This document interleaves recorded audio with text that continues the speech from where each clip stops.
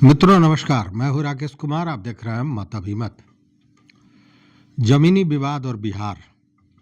बिहार में जमीनी विवाद आम बात है और इसी को लेकर जैसा शासन प्रशासन का कहना है कि इसी जमीनी विवाद को कम करने के लिए बिहार में भूमि सर्वेक्षण हो रहा है, सर्वे हो रहा है। लेकिन इस सर्वे में बहुत सी चीज़ें खुलकर सामने आई। पिछले दिनों हमने एक वीडियो बनाया था जिसमें बताया था कि ज़मीन में जो गड़बड़ियाँ होती हैं, जो आपराधिक घटनाएं होती हैं, उसके पीछे बहुत बड़ा हाथ होता है भूमाफियाओं का। अभी हाल में ही 2 दिन पहले मोतिहारी में भी एक हत्या हुई है इसी ज़मीनी विवाद को लेकर। तो ये आम बात है, ये बहुत मतलब कोई बड़ी समाचार नहीं है, ये आम हो गया था ये चीज़। लेकिन मैंने पिछले दिनों एक वीडियो बनाया था और उसमें बताया था कि भूमाफियाओं से भी बड़ा भूमाफिया अगर कोई है तो वो है सरकारी तंत्र। हालांकि इस वीडियो को बनाने के बाद कई लोगों ने आपत्ति भी जताई थी। उन लोगों का ये कहना था कि संभवतः वो लोग सरकारी तंत्र से जुड़े लोग रहे होंगे जिन्होंने इस पे आपत्ति जताई थी। लेकिन अब देखिए कि अभी 2 दिन 3 दिन पहले ही हमने ये बात की और वो मामला फिर एक सामने आ गया। मामला है मुजफ्फरपुर का। मुजफ्फरपुर में एक बड़ा ज़मीन का घोटाला हुआ है और उस घोटाले में जब आप सुनेंगे तो आपको लगेगा कि हाँ, सही में हमने जो कहा वो कितना सच साबित हुआ है।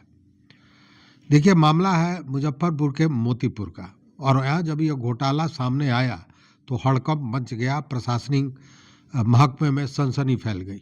मामला ये कि मोतीपुर में एक गांव है नरियार और नरियार में NH जो राष्ट्रीय उच्च पथ है उसके लगे हुए सटे हुए 9 बीघा जमीन है। अब वहाँ के अंचलाधिकारी और अंचल कर्मियों ने मिलकर उस 9 बीघे के सरकारी जमीन को रैयतों को बेच दिया, रैयतों के नाम कर दिया। अब आप जरा सोचिए कि NH के किनारे 9 बीघा जमीन, उसकी कितनी बड़ी कीमत होगी और उसको अंचल कर्मियों ने बेच दिया सरकारी जमीन को रैयतों को, मतलब रैयतों के नाम कर दिया। अब जब ये भूमि सर्वेक्षण और खोजबीन की बात शुरू हुई तो ये जो रैयत बने थे घोटाला करके, ये लोग औने पौने दाम में उस जमीन को बेचने लगे और इसकी शिकायत पहुंची जिला प्रशासन के पास। और इसके बाद जो वहाँ मुजफ्फरपुर पश्चिमी की SDM है श्रेया सिंह, इन्होंने मामले की जांच की। मामले के जांच में यह पाया गया कि वह 9 बीघा का जो प्लॉट है वो सरकारी जमीन ही था जो अब रैयती हो गया घोटाले के बाद। तो उन्होंने इस बात को लेकर फटकार लगाई और कहा कि सारे चीज़ों को ठीक ठाक से करना चाहिए, सही ढंग से काम होना चाहिए। सारी बातें अपनी जगह हुई जो ऐसे मामलों में अधिकतर होता है। एक फटकार लगाई जाती है और उसके बाद मामला शांत हो जाता है। लेकिन इतना बड़ा घोटाला करने वाले पर क्या कार्रवाई हो रही है, यह समझने वाली बात है और देखने वाली बात है।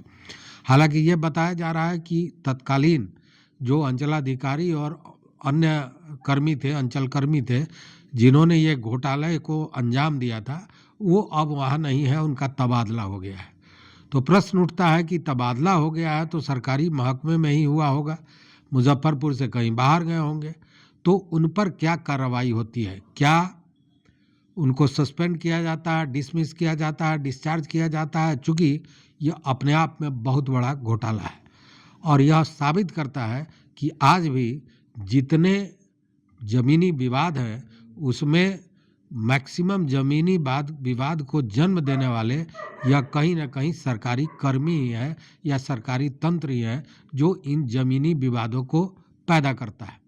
उसी तरह भी देखिए नरकटियागंज में जो निबंधन विभाग के पदाधिकारी हैं राकेश कुमार, वो गए थे वहाँ 4 दिनों तक उन्होंने जांच की।